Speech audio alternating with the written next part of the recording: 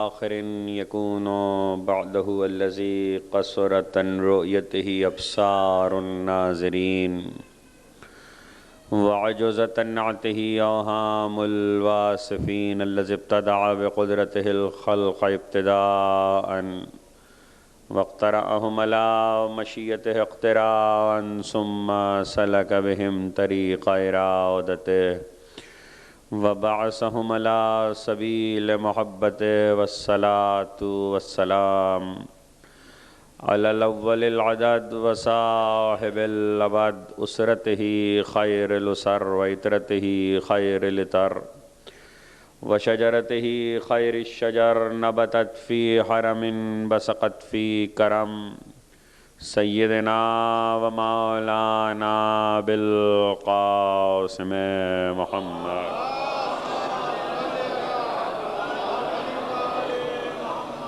وأهل بيته الطيبين الطاهرين المعصومين المظلومين الذين أذهب الله عنهم الرجس وطهرهم تطهيرا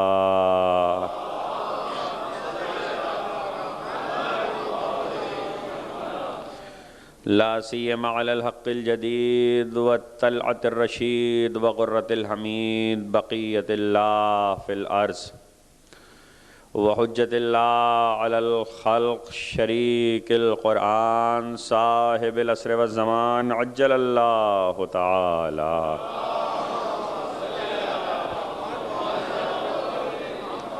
واللعنة الدائمة الباقية على أعدائهم ومنكر فضائلهم وغاصب حقوقهم أجمعين من يوم ظلمهم إلى يوم الدين أما بعد فقد قال الله سبحانه وتعالى في محكم كتابه الحكيم هو الذي بعث في الأميين رسولا منهم يتلو عليهم آياته ويزكيهم ويعلمهم الكتاب والحكمة وإن كانوا من قبل لفي ضلال مبين صلوات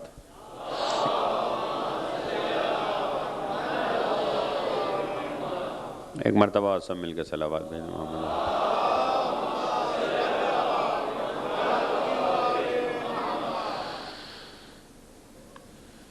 شہادت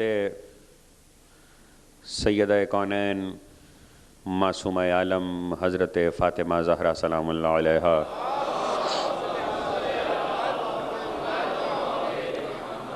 کے سلسلے کی دوسری تقریر آپ حضرات امام بارگاہ حسینیہ زہرا میں سماعت فرما رہے ہیں۔ ذکر زہرا وہ تذکرہ جو لب وحی پر آیا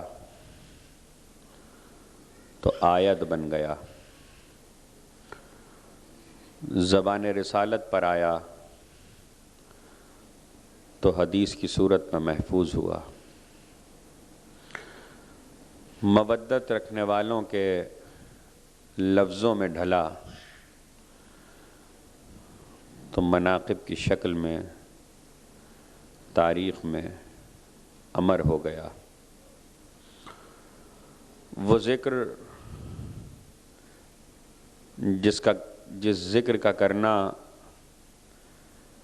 باعث فضیلت بھی ہے، باعث نجات بھی،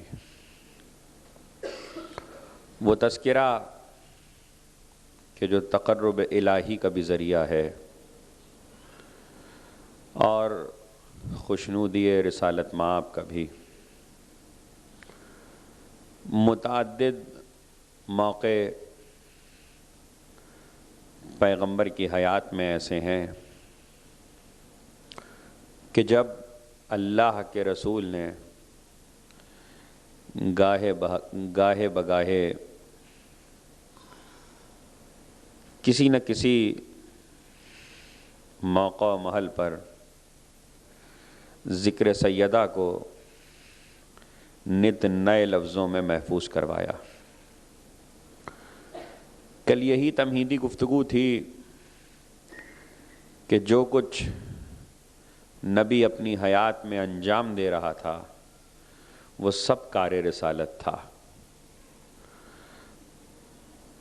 جب قرآن یہ ضمانت لے چکا کہ نبی کی زندگی میں جو کچھ بھی ہے سب کار رسالت ہے، تو نبی مدح زہرا میں جہاں جہاں بولے ہیں یہ بھی کار رسالت ہے۔ تو ذکر زہرا کار رسالت ہوا، سنت پیغمبر ہوا۔ پیغمبر کا بیان اگر اس طرح سے نبی نے نہ فرمایا ہوتا کہ ایک ہی چیز کو بار بار تواتر کے ساتھ مختلف لفظوں میں، تو کبھی تاریخ اس طرح محفوظ نہ کرتی۔ ایسا نہیں ہے کہ لوگ یہ سمجھتے ہیں کہ سیدہ کا تذکرہ صرف ائمہ کی زبانی محفوظ ہوا، ایسا نہیں ہے۔ سیدہ کا ذکر، سیدہ کے مناقب زبان رسالت پہ جتنے بھی جاری ہوئے وہ صرف ائمہ اہل بیت کی زبانی محفوظ نہیں ہوئے، بلکہ اسے راویوں نے بھی محفوظ کیا، مورخین نے بھی محفوظ کیا۔ دیکھیے جو کچھ نبی بیان کر رہے تھے وہ حدیث تھی۔ یہ تو بہت بات کا کام ہے کہ یہ جانچا اور پرکھا جاتا کہ وہ حدیث کس معیار کی ہے۔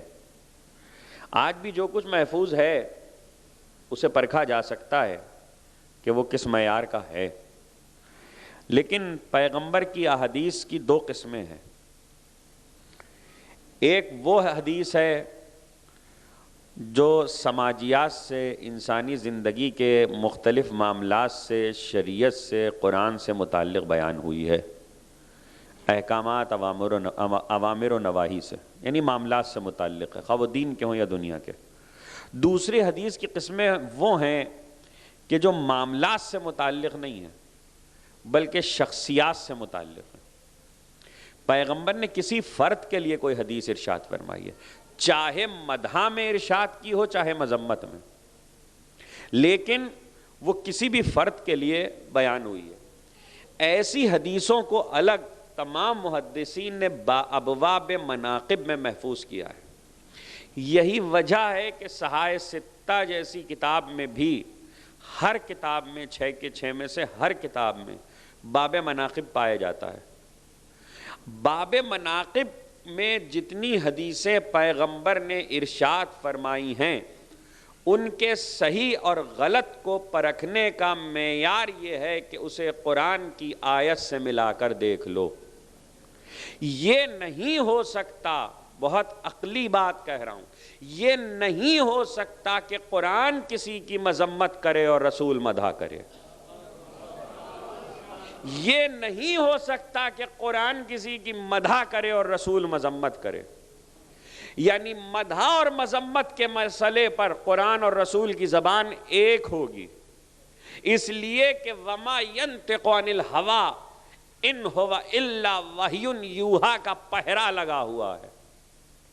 تو اب جو کچھ بھی رسول بیان کرے گا، جس کی بھی مدح ہوگی، اس لیے اگر کسی معاملے پر کسی شخصیت یا فرد کی مدح میں جو زبان رسالت سے صادر ہوا، اگر اس میں شک ہو جائے کہ یہ کہا کہ نہیں کہا، تو یہ دیکھو کہ قرآن میں اس فرد کے لیے مدح کی گئی ہے یا مذمت۔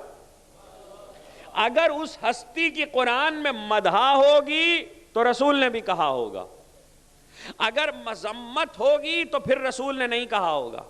کتنی عجیب بات یہ ہے کہ جن لوگوں کی قرآن نے مذمت کی تھی ان کی مدح میں تو حدیثیں موجود ہوں، اور جس کے لیے سورہ کوثر اور سورہ دہر اترے اس کی مدح میں رسول خاموش گزر جائے۔ نہیں، اس کے معنی رسول کہہ کر جا رہا ہے۔ اب کہاں کہا، کب کہا، کن لفظوں میں کہا، اور دیکھیے کہ پیغمبر کا لفظ کتنا قیمتی ہوتا ہے۔ میں تو ہمیشہ یہ کہا کرتا ہوں، حدیث کے لفظ کو قرآن کے لفظ سے ملا کے دیکھ لیجئے، لفظ اپنی کہانی خود سناتا ہے۔ جب قرآن ایک لفظ صرف کرتا ہے تو اس لفظ کے پیچھے کوئی حقیقت ہوا کرتی ہے۔ مثال کے طور پر قرآن مجید نے ایک لفظ صرف کیا ہے۔ شاید میں نے کسی منزل فکر پر یہ کہا تھا کہ اہل اسلام اور کلمہ گو حضرات کے سوچنے کے لیے، چاہے وہ خاص شیعہ ہوں یا سنی کسی بھی مسلک سے تعلق رکھتے ہوں، ان کے سوچنے کے لیے یہ بہت ہے کہ قرآن مجید مسلمانوں کے دین اور ان کی زندگی گزارنے کے طریقے بتانے کے لیے آیا، قرآن اصلاح امت کے لیے آیا، قرآن انسان کی فلاح کے کام بتانے کے لیے آیا، قرآن قانون زندگی ہے۔ اس قانون زندگی میں قرآن مجید نے ماضی کی شخصیتوں کا ذکر اتنی تفصیل کے ساتھ کیوں کیا کہ عیسیٰ جیسے نبی کی ماں کے نام پر سورہ اتارا گیا؟ یہ سوچنے کے لیے بہت ہے کہ صرف یہی نہیں، بلکہ قرآن اگر مریم کا ذکر کرتا ہے تو اس مریم کے ذکر میں خالی یہ بات نہیں ہے کہ قرآن مجید یہ چاہتا ہے کہ آپ مریم کے تذکرے کو پڑھیں اور تلاوت کا ثواب حاصل کر کے سو جائیں۔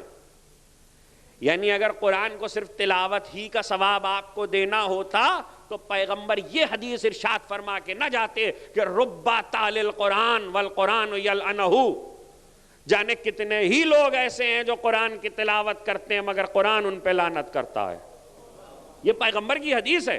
تو اب اگر پیغمبر یہ حدیث ارشاد فرما کے جا رہے ہیں تو اس کے معنی یہ ہے کہ محض تلاوت قرآن کے مفہوم کو نہیں سمجھا سکتی، اس لیے اگر لفظ آ رہا ہے تو لفظ پہ سوچنا پڑے گا کہ وہ قرآن جو اس عہد کے لیے آیا اس نے ماضی کی ہستیوں میں کسی ایک کا بھی مثلا انتخاب کر لیا اور اس پہ بڑے تواتر اور تفصیل کے ساتھ گفتگو کی، اسی انتخاب کی گئی ہستیوں میں جہاں مردوں کا ذکر قرآن کر رہا ہے وہاں ایک تذکرہ کچھ عورتوں کا ذکر ہے، اس میں ایک بی بی ہے اور اس کا ذکر اتنے تواتر سے ہو رہا ہے کہ کم و بیش 20 جگہ جناب مریم کا نام لیا گیا۔ کل تقریر اس منزل پہ ختم ہوئی تھی جناب مریم کے تذکرے پر تمہیدی گفتگو، ہم یہیں سے آگے بڑھیں گے۔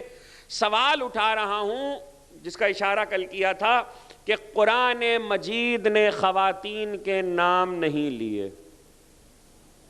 زن فرعون، فرعون کی بیوی، قرآن کے گفتگو کا انداز کیا ہے؟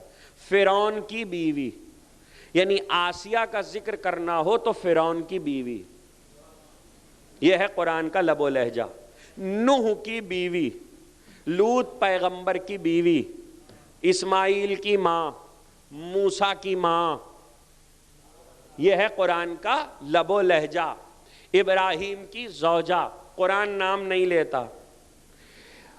حضرت ایوب کی زوجہ۔ اب ظاہر ہے کہ جہاں جہاں بھی قرآن نے کہیں بہت مختصر سا ذکر ہے، کہیں بہت ذرا تفصیل سے ذکر ہے، بعض بیویوں کا بہت تفصیل کے ساتھ ذکر ہے، لیکن نام قرآن نے نہیں لیا۔ بڑی عجیب بات یہ ہے کہ چلیے قرآن اگر کسی خاتون کی مذمت کر رہا ہے تو نام نہیں لیا، سمجھ میں آتا ہے، لیکن قرآن اگر کسی خاتون کی مدح کر رہا ہے اور اس منزل پہ قرآن نے نام نہیں لیا جبکہ وہ مومنہ بی بی ہے، جناب آسیہ بنت مزاحم مومنہ ہیں، شہیدہ ہیں، قرآن نام نہیں لیتا، زن فرعون کہتا ہے، یعنی مومنہ زوجہ صحیح مگر شوہر کے نام سے یاد کی گئی۔ قرآن نے شوہر کا حوالہ دیا، نام نہیں لیا۔ قرآن نے اپنا مزاج بتایا، مزاج یہ ہے کہ چونکہ عورت کو پردے دار بنایا ہے اس لیے ہم نام نہیں لیں گے۔ اب اس مزاج کو سمجھ لیجئے گا، ہم نے چونکہ عورت کو پردے دار بنایا ہے اس لیے ہم نام نہیں لیں گے، ہم نے نام لیے بغیر پردہ رکھا ہے ان پردے دار بیویوں کا۔ واہ پروردگار، اپنا بنایا ہوا قانون تو نے خود سورہ مریم میں توڑ دیا۔ یعنی جہاں کسی کا نام نہیں لیا وہاں اس بی بی کا نام لیا کہ وہ سب معصومہ نہیں تھیں، یہ معصومہ تھی۔ کائنات کی پہلی معصومہ عورت ہے مریم، کائنات کی پہلی اس اعتبار سے کہ جنہیں روئے عرض پر وجود عطا کیا گیا ہے بشری پیکر میں، ان میں کی یعنی آدم کے حبوط کے بعد سے پہلی معصومہ عورت مریم ہیں۔ رسول نے فرمایا کہ پہلی عورت ہے جو بتول ہے، پہلی عورت ہے جو عذرا ہے، یعنی مریم سے پہلے نہ کوئی عورت بتول تھی، نہ عذرا تھی، نہ معصومہ تھی۔ تو ساری غیر معصومہ عورتوں کے نام نہیں لیے پردے دار بنا کر، معصومہ عورت کا نام لیا۔ کیوں لیا پروردگار؟ معصومہ بھی، اور وہ بھی کم و بیش 20 جگہ پر پورا نام کے ساتھ سورہ اتار دیا۔ یہ مقصد کیا ہے؟ کہا اس میں 2 راز ہیں۔ جب ہم نام نہیں لیتے تب بھی ہمیں کچھ سمجھانا ہوتا ہے، جب ہم نام لیتے ہیں تب بھی کچھ بتانا ہوتا ہے۔ یہ پردے دار کی جو وجہ تم نے تلاش کی ہے یہ تمہاری بنائی ہوئی ہے، ہماری بنائی ہوئی نہیں ہے۔ ہم نے جن کے نام نہیں لیے وہاں ان کو ان کی صفت سے یاد کیا ہے، اوصاف سے یاد کیا ہے۔ ہم بتانا چاہتے ہیں کہ ہم اوصاف سے بھی یاد کرتے ہیں ان بیویوں کو، چاہے وہ اچھی ہوں یا بری، تاکہ ہم مثال رکھ دیں آنے والے دور کے لیے کہ قرآن میں کوئی بیوی ایسی بھی ہوگی جس کو اوصاف سے یاد کیا جائے گا، نام نہیں لیا جائے گا۔ راوی نے پوچھا کہ آپ کی دادی کا نام تو قرآن میں ہے ہی نہیں، کہا ہاں سیدہ کے نام کا قرآن نے پردہ رکھا، کبھی کوثر سے، کبھی لیلۃ القدر سے، کبھی احد الکبر سے۔ فاطمہ کے نام کا پردہ رکھا ہے پروردگار نے، نام نہیں لیا۔ ہاں کوثر کہا، یہ بھی بی بی کا نام ہے۔ احد الکبر کہا، انہا لإحد الکبر نذیرا للبشر، سب سے بڑی اکائی ہے فاطمہ، سب سے بڑی احد الکبر نذیرا للبشر، بشر کے لیے یہ اکائی بشر کے لیے ڈرانے والی ہے، نذیر ہے۔ اب مجھے نہیں پتا کس بات سے ڈرایا گیا، کہ پروردگار پھر جب تو نام نہیں لیتا تو مریم کا نام کیوں لیا؟ کہ اس میں بھی مقصد ہے۔ مقصد یہ ہے کہ مریم چونکہ پہلی معصومہ ہے، روح عرض پر آنے والی عورتوں میں پہلی صاحب عصمت ہے، پہلی بتول ہے، پہلی عذرا ہے، ہم نے مریم کا نام اس لیے لیا کہ 2 وجوہات ہیں۔ ایک وہ جسے ہمارے علماء نے بہت تفصیل سے لکھا کہ جس وقت قرآن نازل ہوا، یہ بہت لطف کی بات ہے، اسے محفوظ کر لیجئے گا، جب قرآن نازل ہوا تو مریم کا نام بار بار قرآن نے اس لیے لیا کہ عیسائی عقیدہ تثلیث کے قائل تھے۔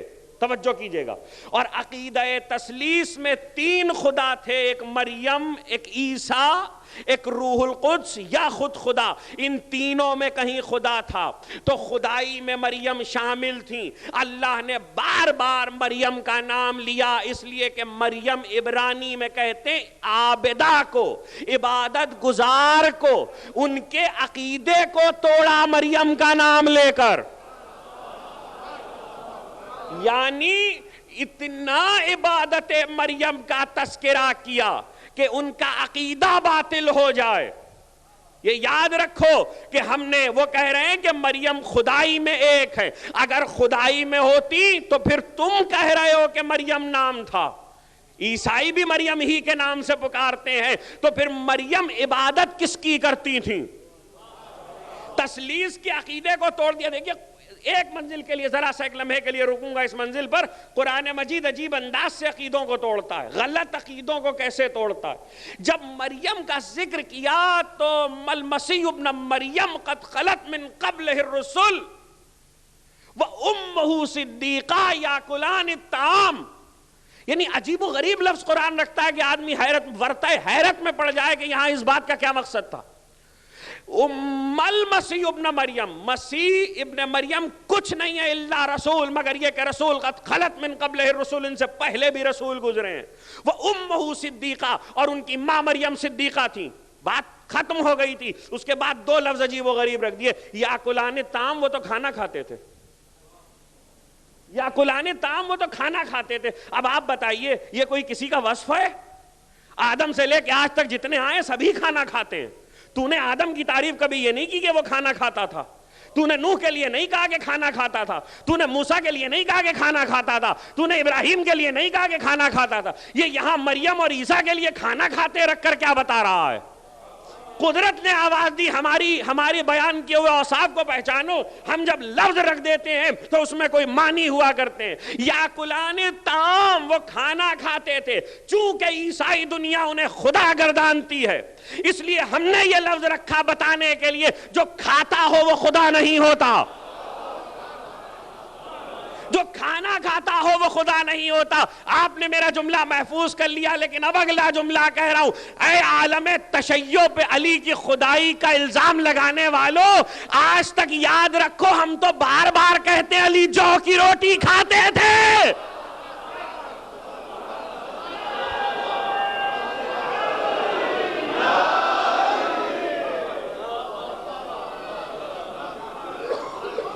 علی جو کی روٹی کھاتے تھے. معلوم یہ ہوا کہ یہ کھانا پینا بھی کبھی وصف بن جاتا. بعض ایسے چھوٹے چھوٹے اوصاف ہیں قرآن میں, بہت چھوٹے چھوٹے اوصاف ہیں کہ جن کا ذکر قرآن نے کبھی اشارتاً کیا, کبھی تفصیل سے کیا, کبھی اجمال سے کیا, کبھی اختصار سے کیا. یہاں کھانا کھانے نے خدائی بچا لی. ہائے ہائے ہائے ہائے, کھانا کھانے نے خدائی بچا لی. علی کی جو کی روٹی جب تک شہرت اختیار کیے ہوئے ہے توحید بچی ہوئی ہے.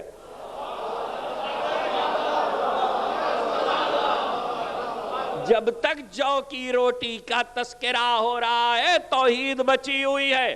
مگر جملہ تو یہ کام کا ہے, وہاں آدھی بات ستواں میں کی تھی, اب جملہ یہ سن لیجئے. جو کی روٹی کھاتے علی تھے, پکاتی فاطمہ تھی.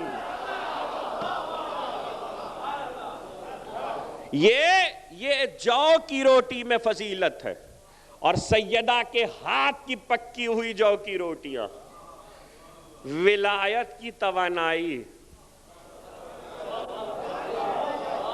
امامت کی قوت. دیکھیے غذا ہر ایک کے لیے قوت بنتی ہے, ہر شخص کے لیے غذا قوت ہوا کرتی ہے, اور جو غذا آپ کھاتے ہیں وہ جسم میں جا کے خون میں شامل ہو کے آپ کی توانائی کا حصہ بنتی ہے.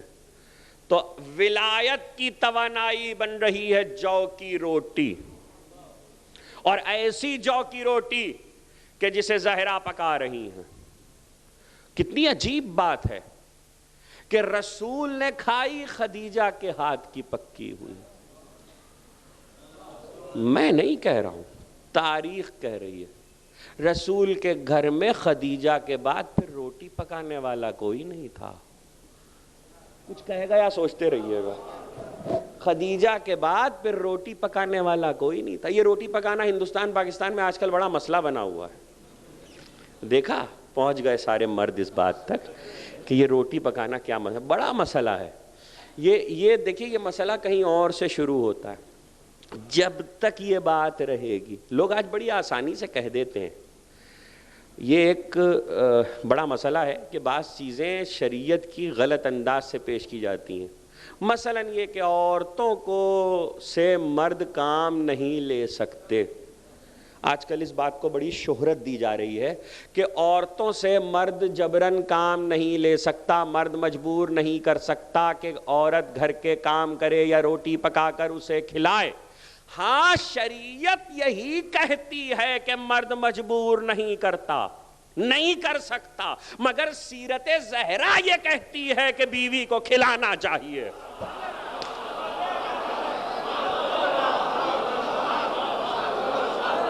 یہ ہے فاطمہ کی سیرت. دیکھیے جب تک سیرت زہرا درمیان میں ہے, یعنی جب شادی کی ہے تو پیغمبر رخصت کر کے زہرا کو یہ کہا فاطمہ میرا انتظار کرنا, علی سے کہا میرا انتظار کرنا میں آ رہا ہوں, اور رخصت کر کے کوئی باپ بیٹی کے گھر نہیں پہنچتا. لیکن رسول پہنچے ہیں, کچھ عمل کیے, اور اس وقت کاموں کی تقسیم کی ہے پیغمبر نے. تمام شیعہ سنی راویوں نے لکھا کہ پیغمبر نے کاموں کو وہیں کھڑے کھڑے تقسیم کیا اور کہا زہرا اور علی کیا ضرورت تھی, ایک وقت کا امام ہے, ایک کائنات کی سیدہ ہے, آپ بتانے کیا آئے ہیں؟ پیغمبر کہیں گے میں تو امت کو بتانے آیا ہوں.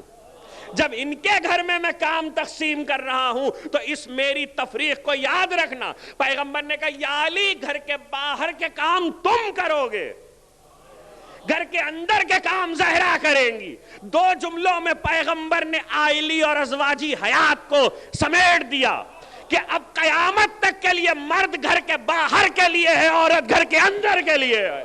صلوات بھیجیں محمد.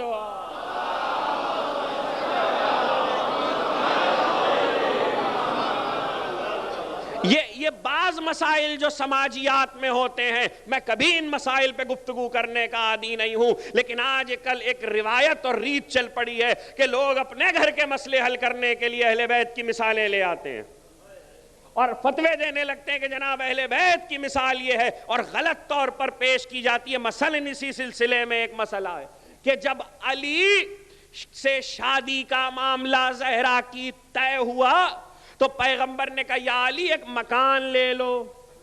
مشہور بات ہے، اردو میں سیدہ کی حیات پر جتنی کتابیں لکھی گئی ہیں ان میں سب سے پہلے سیرت زہرا آغا سلطان مرزا دہلوی نے یہ بات لکھی۔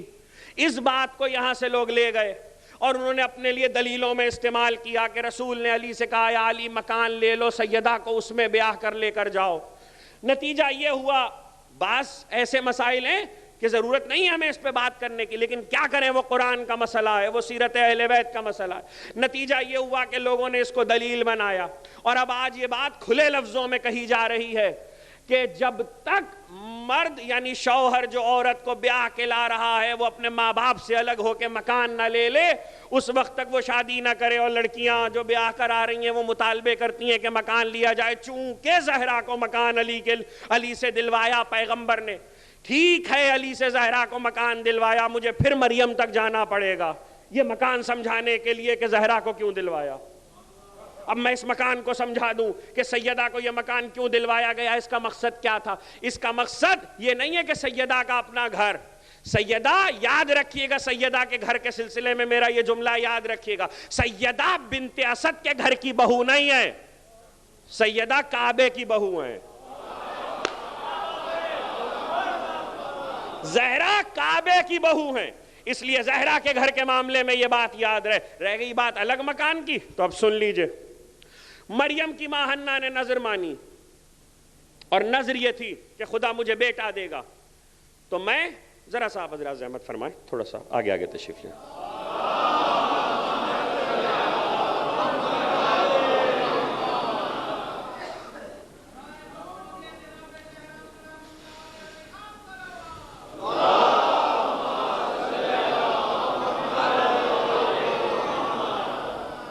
مریم کی ماں حنہ نے نظر مانی، خدا بیٹا دے گا تو خانہ خدا کی نظر کروں گی۔ اللہ نے بیٹی دے دی، انہوں نے اپنی نظر کو پورا کیا۔ پروردگار چاہتا تو مریم کی ماں کے لیے اس وقت کے نبی پہ وحی ہو جاتی کہ ان سے کہہ دو انتظار کریں، جب عیسیٰ آ جائیں تو نظر کو پورا کر دیں، اس لیے کہ عورتیں کہاں خانہ خدا میں رہ سکتی ہیں۔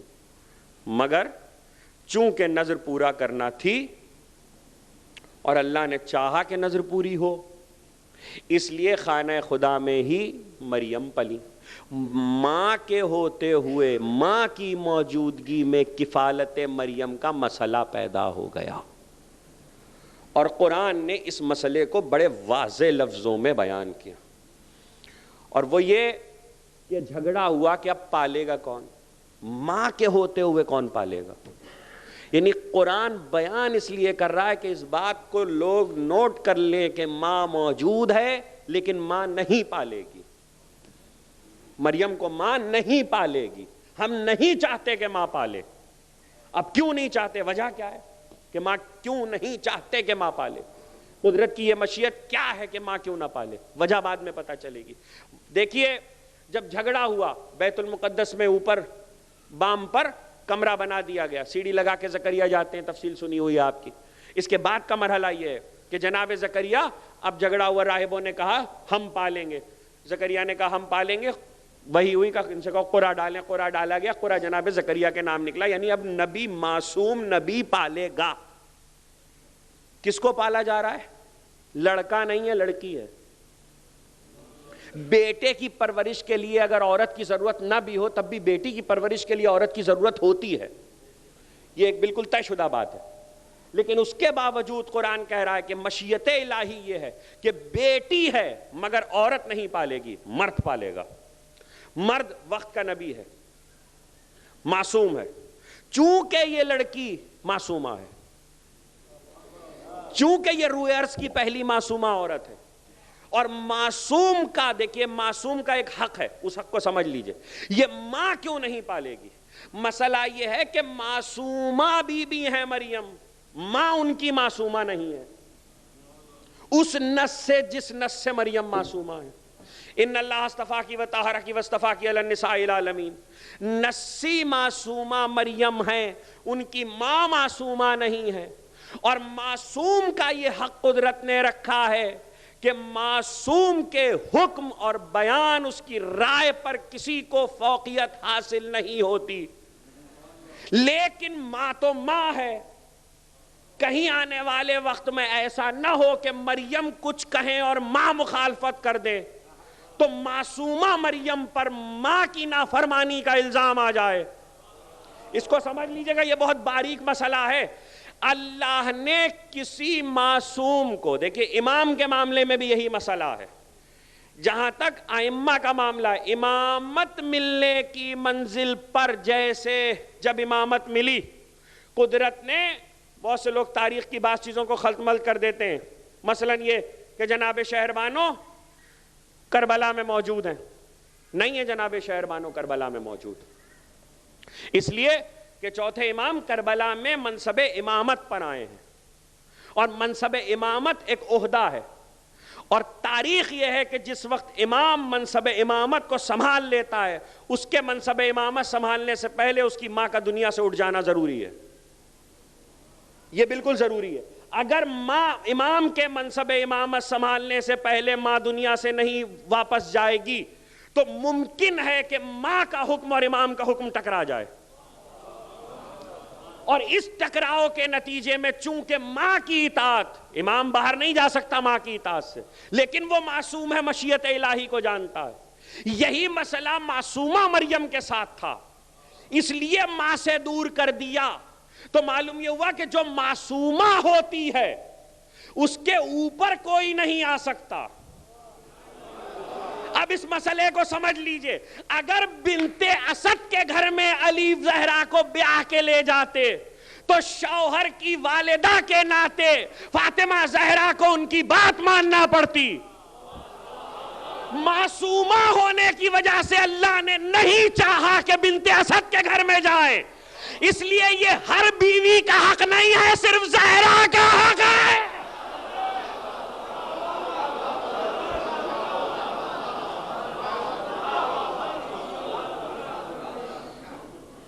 دنیا کی ہر بیوی کا یہ حق نہیں ہے، یہ فاطمہ زہرا کا حق ہے، اور اس فاطمہ زہرا کے حق کو کوئی استعمال نہیں کر سکتا۔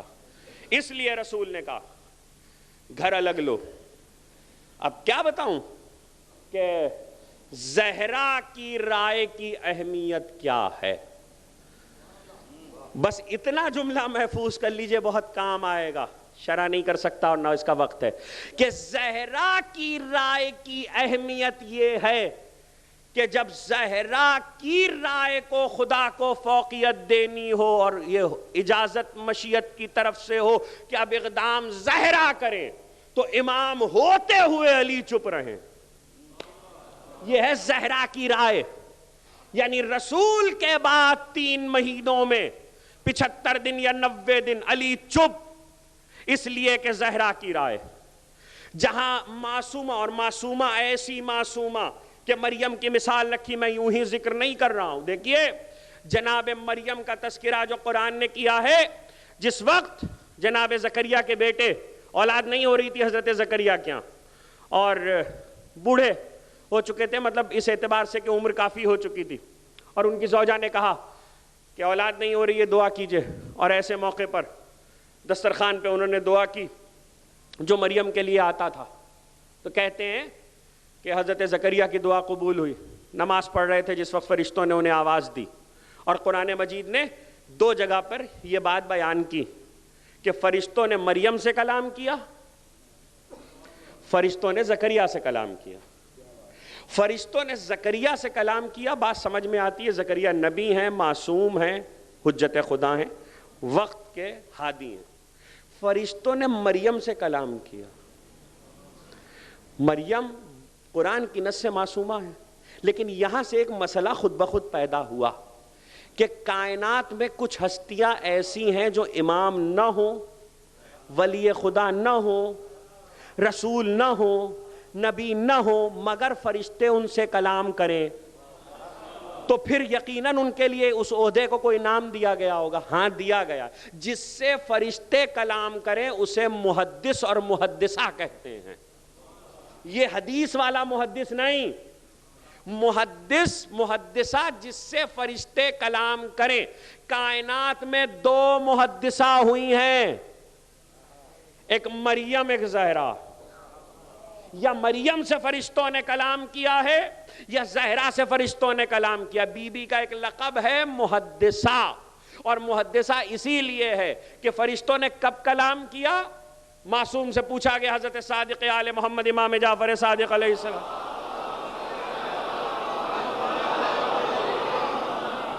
کہا کہ یہ بتائیے کہ آثار فاطمہ زہرا میں جو کچھ آپ کی دادی نے تبرکات چھوڑے ہیں اس میں ہم بار بار نام سنتے ہیں، ایک جفر ہے ایک جامعہ ہے. یہ جامعہ کیا ہے؟ جیم الف میم عین ہے چھوٹی جامعہ. جفر اس جیم فے رے، اس سے لوگوں نے کہا کہ یہ شاید علم جفر بھی اسی سے کوئی متعلق چیز ہے. علم جفر الگ ہے، یہ جفر فاطمہ الگ ہے، دونوں کا کوئی رشتہ نہیں ہے. کہا یہ جامعہ کیا ہے اور جفر کیا ہے؟ کہا سنو، 3 ماہ کے عرصے میں جو بعد رسول زہرا حیات رہیں، اس عرصے میں چونکہ ملول تھیں ان مصیبتوں کی وجہ سے جو پڑی تھیں، تو اللہ نے ملال زہرا کو دور کرنے کا یہ انتظام کیا کہ فرشتوں کو بھیجتا تھا. وہ فرشتے زہرا سے گفتگو کرتے تھے. جو گفتگو کرتے تھے فرشتے یوں ہی نہیں کہ یہاں وہاں کی باتیں کرتے تھے، بلکہ پروردگار کی طرف سے قیامت تک کی خبریں لا کے سنایا کرتے تھے. وہ ساری خبریں زہرا فاطمہ زہرا علی کو املا کراتی جاتی تھیں، علی اسے لکھتے جاتے تھے. امام کہتے ہیں اس کا نام ہے جامعہ. وہ تمہارے پاس موجود قرآن سے بہت زیادہ ہے.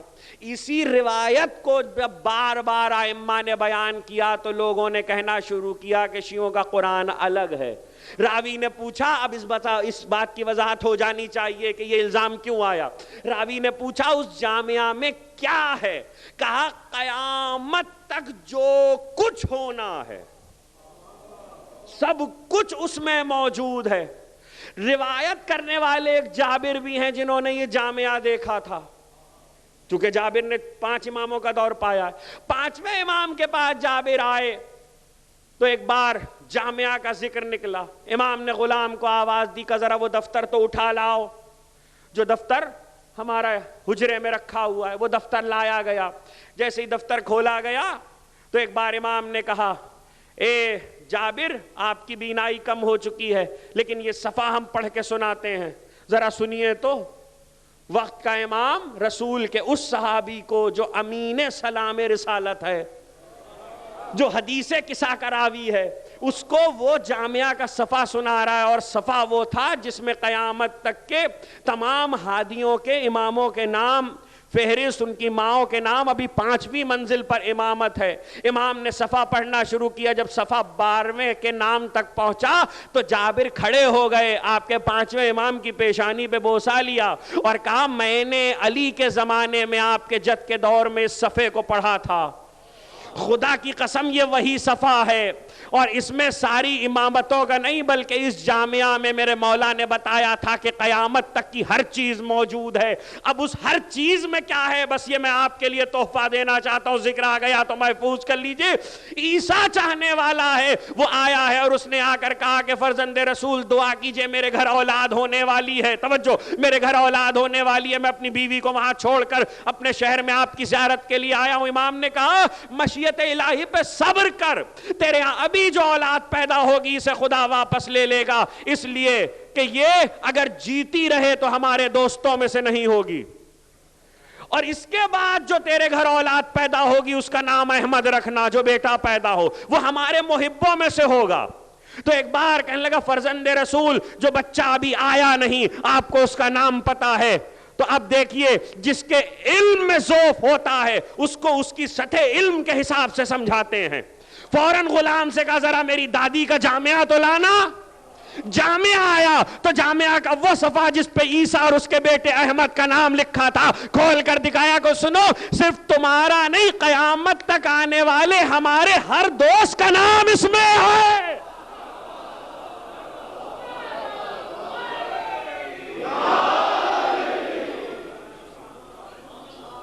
یہ ہے فرشتوں سے گفتگو۔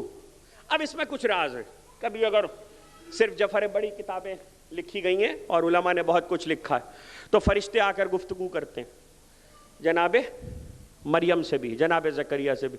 زکریا کو آ کے بشارت دی تمہارے یہاں بیٹا پیدا ہوگا، بیٹا عیشا، الف یہ شین الف عین، عیشا جناب زکریا کی زوجہ اور جناب حنا کی بہن جناب مریم کی خالہ کا نام ہے۔ ان کے شکم میں یحییٰ ہیں، مریم آئی ہیں، توجہ کیجئے، مریم داخل ہوئی ہیں، جناب عیشا بیٹھی ہوئی ہیں۔ ایک بار شکم سے آواز آئی، اماں اٹھ کر احترام کیجئے۔ شکم سے آواز آئی، مادر گرامی اٹھ کر اس آنے والی بی بی کا احترام کیجئے، اس لیے کہ یہ معصومہ بی بی ہے، یہ بچہ گفتگو کر رہا ہے شکم سے، یہ معصومہ بی بی ہے، یہ صدیقہ ہے اور اس کے بطن سے حجت خدا پیدا ہونے والا ہے، آپ اس کا احترام کیجئے۔ مریم کے قصے میں قرآن نے کتنی چیزوں کو محفوظ کیا، بعض اشارے ہیں، بعض جگہ پر تفصیل ہے، اور سب کچھ قرآن میں موجود ہے۔ یحییٰ نے ماں کے شکم میں کلام کر کے پہلی بات یہ بتائی کہ خدا کا آنے والا ہادی وہ ہوتا ہے جو شکم مادر میں کلام کرتا ہے۔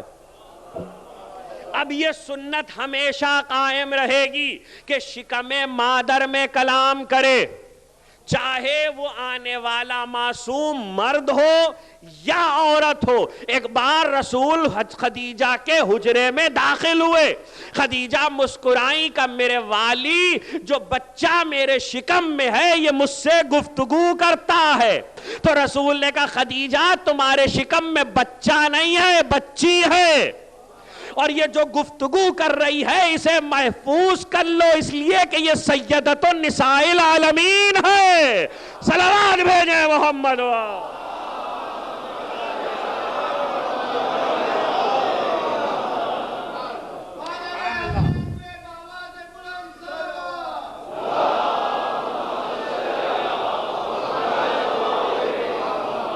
ماں کے شکم میں بچے کا بات کرنا دلیل عصمت ہے، ماں کے شکم میں بچے کا گفتگو کرنا، یعنی اب یہ بات بالکل واضح ہو سکتی ہے کہ ہمارے مذہب میں جتنے معجزے بیان کیے جاتے ہیں، کبھی کبھی ہم ممبروں سے سنا دیتے ہیں کہ امام نے شکم مادر میں بات کی، امیر المومنین نے بھی گفتگو کی ہے، ہر امام شکم مادر میں گفتگو کرتا ہے، تو یاد رکھیے گا یہ معجزے نہیں ہیں، یہ مسلمہ عقائد ہیں، اس لیے کہ اگر یہ قرآن نے پہلے انبیاء کے لیے بیان نہ کیے ہوتے اور صرف ان کے لیے ہوتے تو معجزے ہوتے۔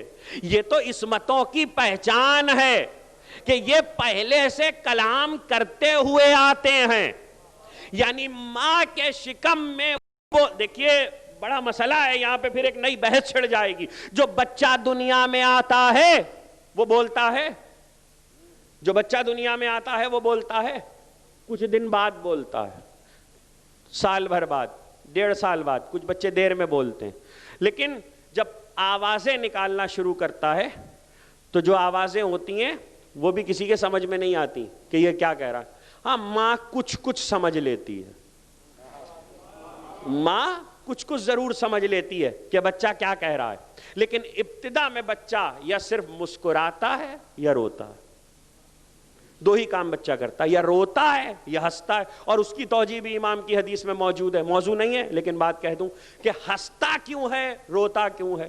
امام سے پوچھا گیا کہ بچہ ہنستا کیوں ہے اور روتا کیوں ہے دنیا میں آنے کے بعد کچھ دن تک، کبھی اچانک روتے روتے ہنسنے لگتا ہے، کبھی ہنستے ہنستے رونے لگتا ہے۔ امام نے کہا سنو، بچہ معصوم ہوتا ہے اور معصوم کی نظر معصوم کو پہچانتی ہے، کچھ کہہ رہا ہوں، معصوم کی نگاہ معصوم کو پہچانتی ہے. جب وہ زمانے کے امام کو سامنے دیکھتا ہے تو مسکراتا ہے, جب وہ چہرہ اوجھل ہو جاتا ہے تو رونے لگتا ہے. چونکہ وقت گزرنے کے ساتھ ساتھ اس کی وہ عصمت جو وہ لے کر آیا تھا وہ دور ہونے لگتی ہے. یہ عصمت مطلقہ نہیں ہے, یہ عصمت تھوڑی دیر کے بعد, تھوڑے دن کے بعد دور ہو جاتی ہے. تو جتنے دن بھی عصمت رہتی ہے, ایک بات تو طے ہے کہ وہ عصمت جب تک باقی رہے گی اس وقت تک وہ عصمت کو پہچانتی رہے گی. تو عصمت ہی عصمت کو پہچانتی ہے. لیکن دنیا میں آنے کے بعد بچہ, اب یہ موضوع بدل جائے گا لیکن بات آ گئی تو کہہ دوں, یاد رکھیے گا جس قوم میں بچے ہوتے ہیں, لوگ بڑا آج کل پرچار کرتے ہیں اس بات کا, کہیں زلزلہ آ گیا عذاب ہے, کہیں طوفان آ گیا عذاب ہے, کہیں سونامی آ گیا انہوں نے کہا عذاب ہے. یاد رکھیے گا معصوم نے فرمایا, پیغمبر نے, کہ عذاب الہی کا پہلا اصول یہ ہے کہ جس قوم پہ خدا کا عذاب آنا ہوتا ہے وہاں بچوں کی ولادتیں 40 سال پہلے بند ہو جاتی ہیں, اس لیے کہ بچہ معصوم ہے اور معصوم کے ہوتے عذاب نہیں آتا. جو 2 سال کے لیے معصوم ہو اس کے ہوتے تو عذاب نہیں آتا, اور جو کلے عصمت ہو اس کے ہوتے کیسے عذاب آ جائے گا. اس لیے عذاب سے بچنا ہو تو معصوموں کا دامن تھام لو. صلوات بھیجیں محمد.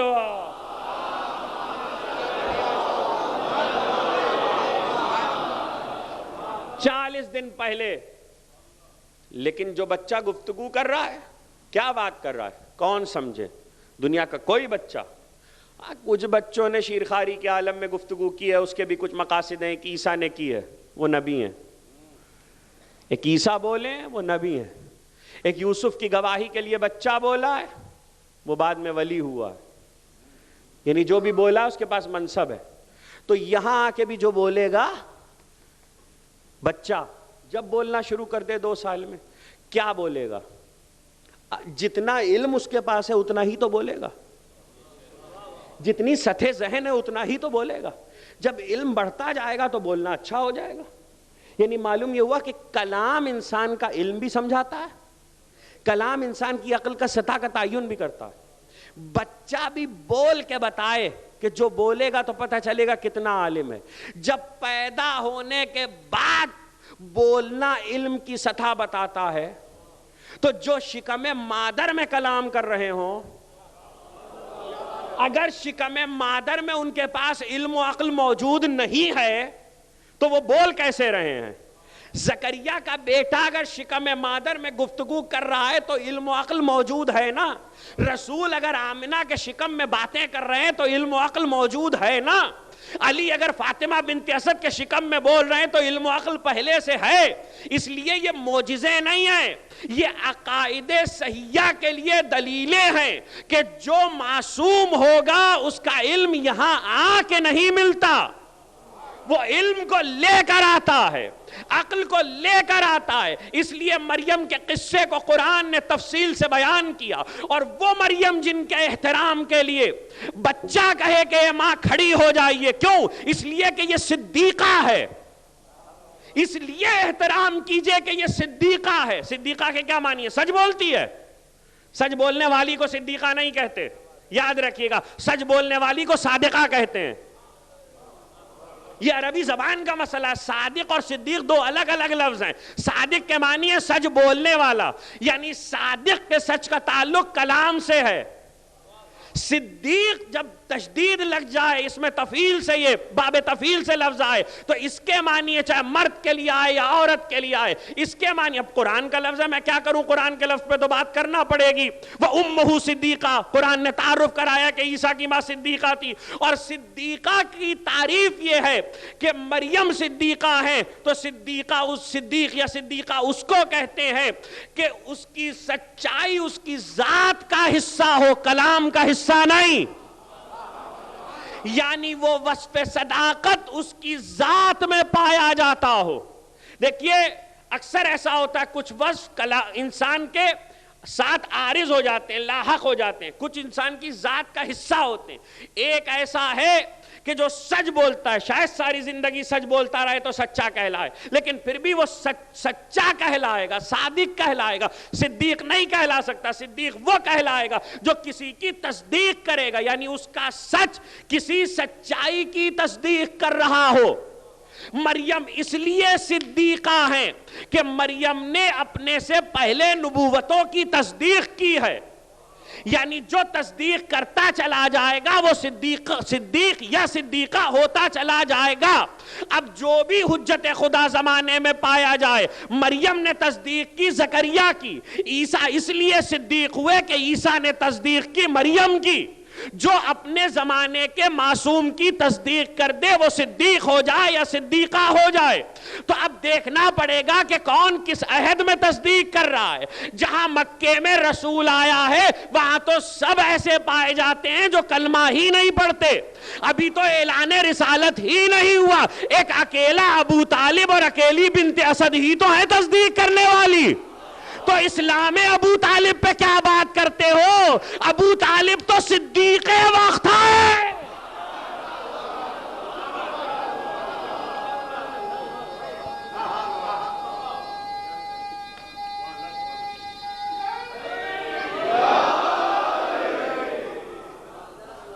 یہ امہ صدیقہ، اس کی ماں صدیقہ، احترام کیجئے۔ معلوم یہ ہوا کہ صدیق کا احترام ہوگا۔ زہرا نے کس بات کی تصدیق کی؟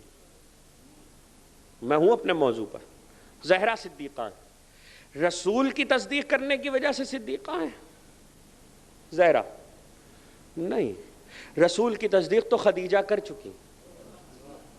تصدیق رسالت کی ضرورت مدینے میں نہیں تھی، مکے میں تھی۔ بھائی نئی بحث چھڑ جائے گی۔ تصدیق کی ضرورت کہاں پیش آ رہی ہے؟ میں پھر اب مثال پہ آ جاؤں۔ دیکھیے عیسیٰ پیدا ہوئے، وہ ہاتھوں پہ لے کے عیسیٰ کو آئیں، اور جب آئیں تو یہودیوں نے کہا کہ مریم تمہاری نہ ماں ایسی تھی اور نہ باپ ایسا تھا، تو عیسیٰ بولے، یعنی ضرورت تھی نا بولنے کی۔ یعنی تصدیق کی جہاں ضرورت ہو وہاں تصدیق کی جائے۔ رسالت کی تصدیق کی ضرورت تو مکے میں تھی، مدینے میں تھی ہی نہیں، اس لیے کہ مدینے میں تو سب کلمہ گو ہیں۔ زہرا مدینے میں اپنی زندگی کا آخری زمانہ زہرا نے مدینے میں گزارا ہے، اور زہرا کی عصمت کا کمال مدینہ ہے، اور وہاں بی بی صدیقہ ہیں، تو کس کی تصدیق کر رہی ہیں؟ مکے میں رسالت سے ٹکراؤ ہوا تھا تو خدیجہ اور ابو طالب صدیق بنے تھے، مدینے میں ولایت سے ٹکراؤ ہوا ہے تو زہرا صدیقہ بنی ہے۔ کچھ کہہ رہا ہوں، مدینے میں ولایت سے ٹکراؤ ہوا ہے، اسی لیے اب دیکھیے میں دلیل میں جملہ کہوں گا، بی بی کے جملوں میں ایک جملہ ہے، جب انصار آئے ہیں بعد رسول تو جملہ کا انسیتم قول غدیر خم، انصار سے کہا کیا تم غدیر کا قول بھول گئے؟ یہاں زہرا نے تصدیق کی ہے ولایت علی کی، زہرا نے تصدیق کی ہے ولایت علی کی۔ اسی لیے یہ مقدمہ، تقریر اپنی آخری منزلوں سے قریب ہو رہی ہے، کل یہیں سے گفتگو کا آغاز کریں گے۔ یہ مقدمہ رسول علی کو نہیں دے کے گئے تھے، اس محاذ پر زہرا کو پیغمبر نے رکھا تھا، اس لیے کہ یہ محاذ تصدیق کا تھا، اور ایسا تصدیق کا محاذ تھا کہ جہاں زہرا تصدیق کریں اس ولایت کی جس کا اعلان غدیر میں ہوا تھا۔ دوسرا جملہ ارشاد فرمایا، میں نہ بھولوں گی اپنے بابا کا یہ فرمانا کہ میرے بابا نے کہا تھا یا علی انت منی بمنزلت ہارون من موسیٰ۔ پھر علی کی مدح یاد رکھیے گا، اگر عیسیٰ مریم کے حق میں بولیں، یہ تقریر کے آخری جملے ہوں گے، اگر عیسیٰ مریم کے حق میں بولے ہیں تو یہ بیٹا ماں کے لیے نہیں بول رہا ہے، یہ وقت کا نبی ایک ایسی بی بی کی تصدیق کر رہا ہے جسے جھٹلایا جا رہا ہے۔ تو اگر زہرا علی کے لیے بولی ہیں تو بیوی شوہر کے لیے نہیں بول رہی ہے، یہ وہ خدا کی گواہ بول رہی ہے جس نے مباہلے میں توحید کی گواہی دی تھی، آج ولایت علی کی گواہ بن رہی۔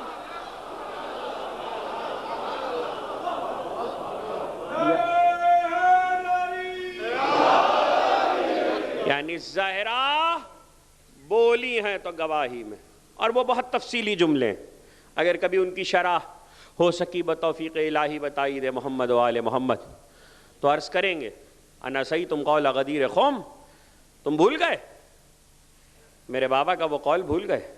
زہرا نے یاد دلایا، ہاں اس لیے کہ زہرا کو یاد دلانا بھی چاہیے تھا، زہرا کو یاد دلانا بھی چاہیے تھا۔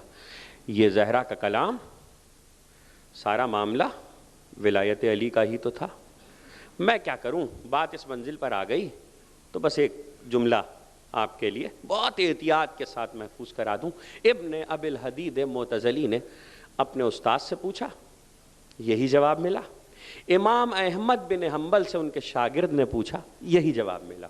سوال یہ کیا گیا کہ زہرا کو کیوں جھٹلایا گیا؟ بڑی عقلی سی بات ہے، جواب سن لیجئے۔ زہرا کو جھٹلایا کیوں گیا حق کے معاملے میں؟ یہ فضائل کا ایک عجیب گوشہ ہے۔ امام احمد بن حنبل نے کہا چونکہ زہرا سچی تھیں، اگر حق کے معاملے میں کہہ دیتے سچ بول رہی ہیں تو غدیر ماننی پڑتی۔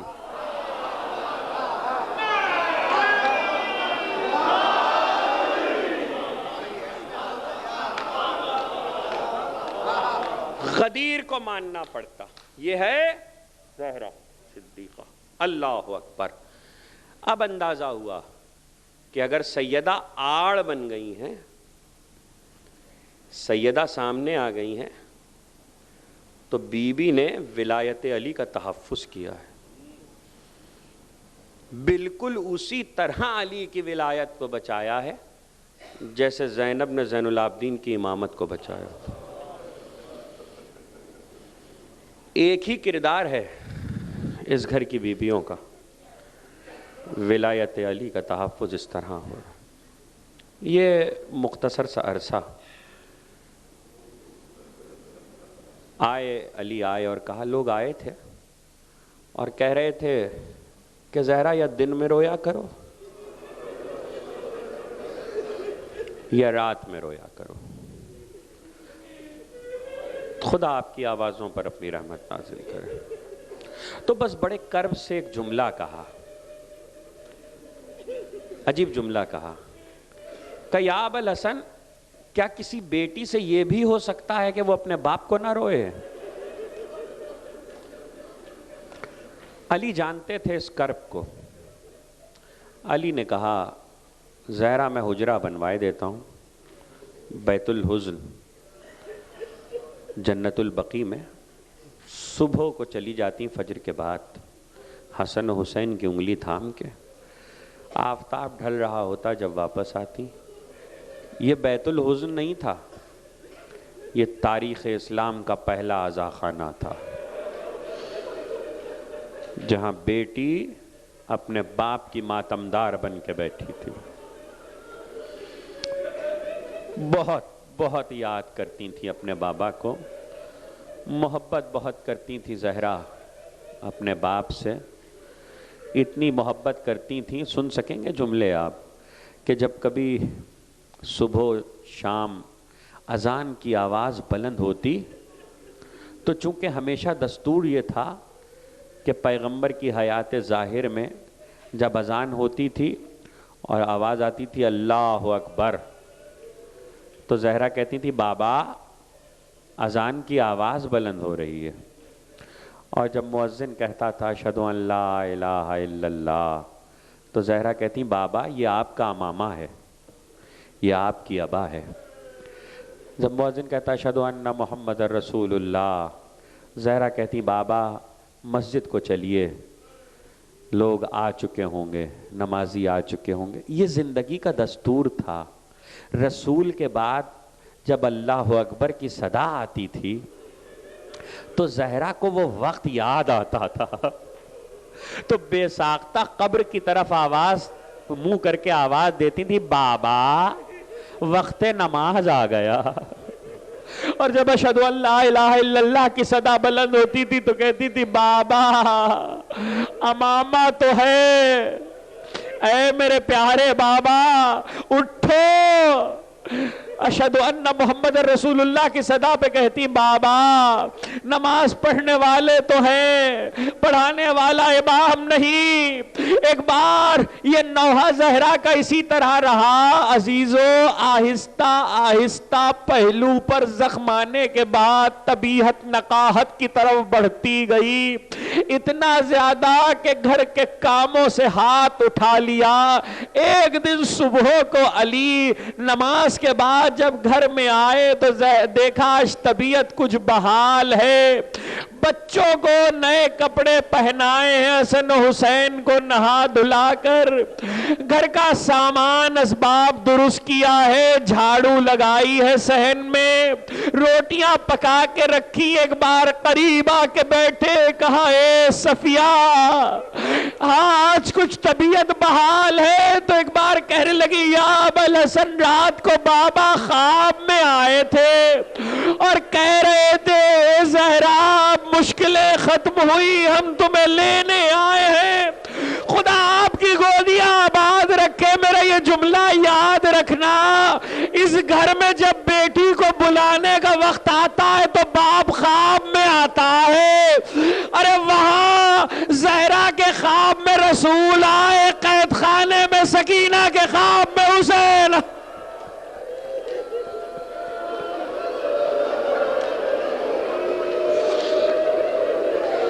عزیزو ایک بار کہا یا ابوالحسن رات بابا خواب میں آئے تھے، بچوں کو مسجد بھیج دیا، کہا بیٹھ جائیے میں وصیتیں کر دوں۔ کہا یا ابوالحسن ایک تو یہ کہ میرا جنازہ شب کی تاریکی میں اٹھائیے گا، اور یا ابوالحسن یہ نام میں نے کاغذ پہ لکھ دیے ہیں، ان لوگوں کے سوا کوئی میرے جنازے میں نہ آئے، میں سب کے آنے کو منع کرتی ہوں، اور یا ابوالحسن میری نشان قبر کو چھپا دیجئے گا۔ اور پھر آخری جملہ یہ کہا کہ یا ابوالحسن میرے بعد میرے بچوں کا خیال رکھیے گا۔ میں نے کبھی حسن حسین کو گھڑکی بھی نہیں دی، اور ایک جملہ تو عجیب کہہ دیا یا ابوالحسن قیامت تک آنے والی میری نسل کے سادات کو میرا سلام۔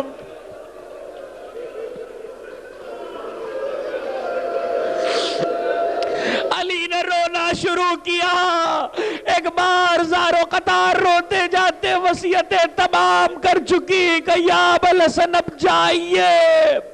چلے گئے علی مسجد میں، اسماء کو بلایا کہ اسماء ادھر آ، میں اپنے حجرے میں جاتی ہوں، دروازہ بند کر لوں گی جب تک تسبیح و تقدیس کی آواز آتی رہے، سمجھنا زہرا اسی دنیا میں ہے، جب آواز آنا بند ہو جائے تو سمجھ لینا میں خدا کے پاس پہنچی۔ ایک بار اسماء کہتی ہے در حجرہ کو بند کیا، ظہر کا وقت تھا جب در حجرہ بند کیا تھا، عصر کا وقت آ گیا، پتہ نہیں کیا بات ہے کہ ماں اور بیٹے دونوں نے شہادت کے لیے وقت عصر کا انتخاب کیا۔ حسین کی شہادت بھی عصر کے وقت ہوئی، زہرا کی شہادت بھی عصر کے وقت ہوئی، یہ تاریخ اور یہ عصر کا وقت۔ ایک بار اسماء کہتی ہے آواز آنا بند ہوئی تسبیح کی، میں نے آواز دی ہے بنت رسول، کوئی جواب نہ آیا، میں نے پکارا ہے سیدہ، کوئی جواب نہ آیا، میں نے کہا ہے ام الحسن ام الحسین، کوئی جواب نہ آیا، میں نے چادر سر سے پھینک دی۔ وہی وقت تھا جب بچے گھر میں داخل ہوئے، مجھے وصیت تھی اے اسماء پہلے بچوں کو کھانا کھلانا، پھر میرے مرنے کی خبر دینا۔ اسماء کہتی ہے میں نے اپنے آپ کو سنبھالا، میں نے کہا بچوں ماں نے کھانا تیار کر دیا، کھانا کھا لو۔ تو ایک بار اسماء کے چہرے کو دیکھ کے کہنے لگے اسماء کبھی ہم نے ماں کے بغیر کھانا کھایا؟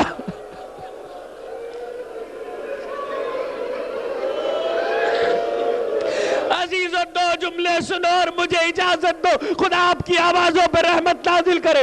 کہ اسماء کبھی ہم نے ماں کے بغیر کھانا کھایا ہے؟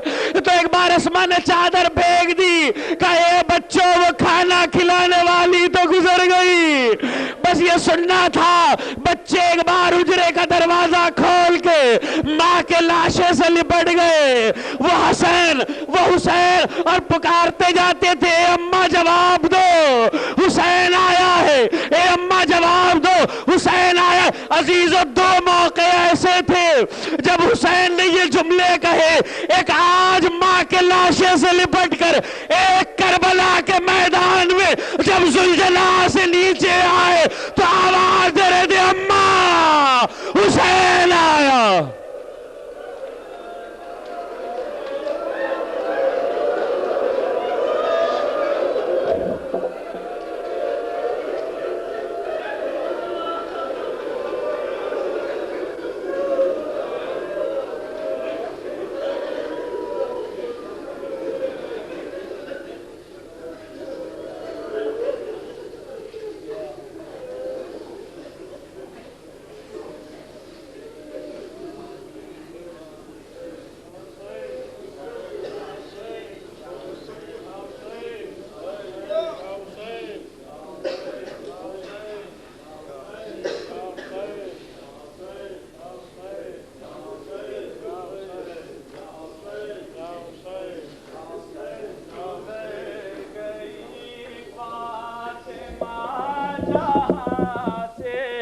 یتیم ہے چھوٹے چھوٹے بچے گزر گئی فاطمہ جہاں سے. یتیم ہے چھوٹے چھوٹے بچے گزر گئی فاطمہ جہاں سے. یتیم ہے چھوٹے چھوٹے بچے گزر گئی فاطمہ جہاں سے. یتیم ہے چھوٹے چھوٹے بچے. علی ہے گھر میں بس اب اکیلے. یتیم ہے چھوٹے چھوٹے بچے گزر گئی فاطمہ جہاں سے. یتیم ہے چھوٹے چھوٹے بچے. اٹھا کے رنجو علم سدھاری بلا کا سہ کے غم سدھاری. اٹھا کے رنجو علم سدھاری بلا کا سہ کے غم سدھاری. اجڑ گیا گھر ہوئے یہ صدمے. اجڑ گیا گھر ہوئے یہ صدمے. یتیم ہے چھوٹے چھوٹے بچے گزر گئی فاطمہ جہاں سے. یتیم ہے چھوٹے چھوٹے بچے. یہ رو کے فرما رہے ہیں حیدر پلیں گے مجھ سے صغیر کیوں کہ. یہ رو کے فرما رہے ہیں حیدر پلیں گے مجھ سے صغیر کیوں کہ. انہیں کوئی کس طرح سنبھالے. انہیں کوئی کس طرح سنبھالے. یتیم ہے چھوٹے چھوٹے بچے گزر گئی فاطمہ جہاں سے. یتیم ہے چھوٹے چھوٹے بچے.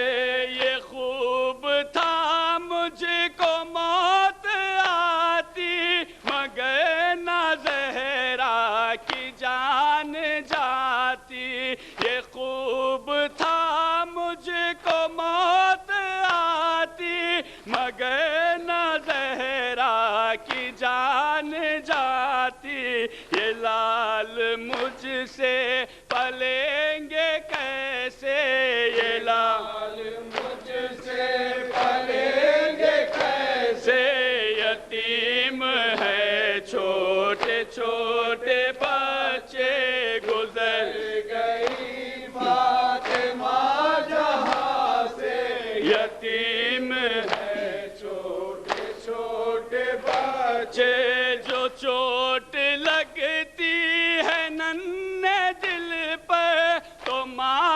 میت کے پاس آ کر جو چوٹ لگتی ہے ننھے دل پر، تو ماں کی میت کے پاس آ کر پکارتے ہیں لپٹ لپٹ کر، پکارتے ہیں لپٹ لپٹ کر، یتیم ہے چھوٹے چھوٹے بچے، گزر گئی فاطمہ جہاں سے، یتیم ہے چھوٹے چھوٹے بچے، پڑا ہے زہرا کا گھر میں لاشا، حرم میں باخر ہے شور برپا، پڑا ہے زہرا کا گھر میں لاشا، حرم میں باخر ہے شور برپا، یہ رنج پوچھو علی کے دل سے، یہ رنج پوچھو علی کے دل سے، یتیم ہے چھوٹے چھوٹے بچے، گزر گئی فاطمہ جہاں سے، یتیم ہے چھوٹے چھوٹے، حسین حسین حسین، یا علی یا علی، عباس عباس، حسین۔